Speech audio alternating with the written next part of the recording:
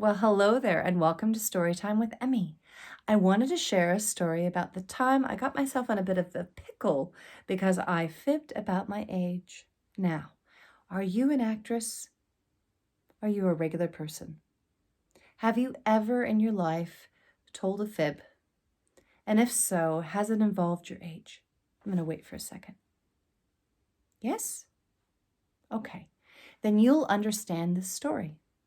So I don't like to be dishonest, but when it comes to the world of acting and music, even in my early 20s, I felt the pressure of ageism. I felt the pressure of, I don't know, maybe taking a few years off.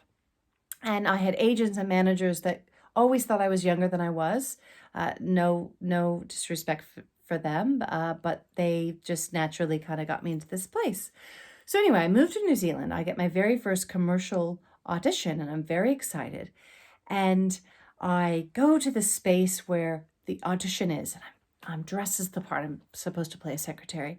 And the casting director's assistant comes out and says, "I've got these forms for you to fill out." And I look at them and I say, "Thanks so much. And what is your name?" And he goes, "Bob." So thanks so much, Bob. I look at the forms, huge stack. One of them is a police check form, and it's asking for your license number and all these different things. But prior to that, I'd filled out this form, and it asked for your age and your birth date, and I felt a little bit embarrassed because I felt like the pressure was on. So, like many of you, and you understand, I fibbed. I felt bad about it, but I fibbed.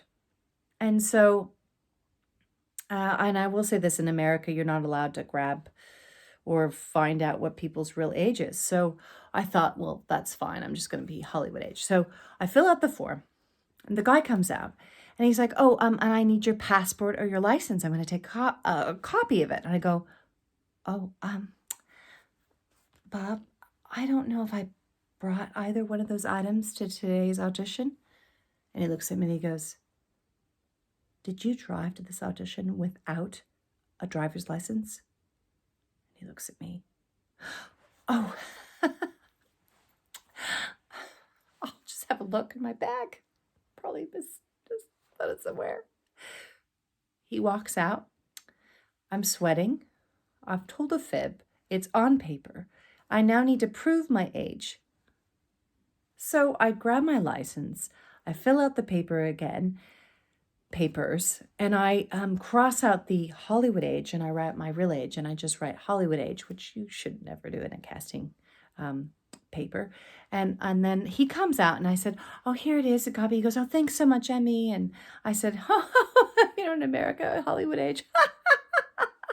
And he looks at me. He leans in. "I'm not sure what you mean, Miss Lentino." "Oh, right. I'm ready when you are." So I walk into the audition, not a very good frame of mind to be going into an audition. And the audition went fairly well. I brought my own props, which I also learned you don't do you don't do for commercial auditions. That's okay. And then afterwards, I think I was so nervous about everything that had gone on, I kind of tried to high five the assistant. That was met with a lot of silence. And then afterwards, they're always supposed to just thank you, and then you exit the room. I took it upon myself to exit in a different way out of nervousness, and I said, "Well, I'll call you." And then there was silence. "Or you'll call me." Again, silence. "Or we'll call each other and we'll hang out." It's so great to be in this country. And I walk out to a different type of silence where there's a waiting room of other actors that are auditioning for other projects. And the silence was deafening. And there are people that I've never seen before that are giving me a look that I might describe as sympathy. That language is understood in all cultures. And they look at me, and I look at them, and I smile. And I knew then that perhaps I had gone about this whole entire audition in the wrong way. I learned my lesson. I don't tell fibs now. I'm quite straight up. And I've learned that you need to get to auditions an extra amount of time to be able to fill out all the paperwork. That's my story for today. Please like and subscribe. Thank you so much for tuning in and supporting Storytime with Emme and watching the music videos as well. Please let me know your questions, especially if anything's not clear. And thank you so much for your time. I really appreciate you. Have a beautiful week, you guys.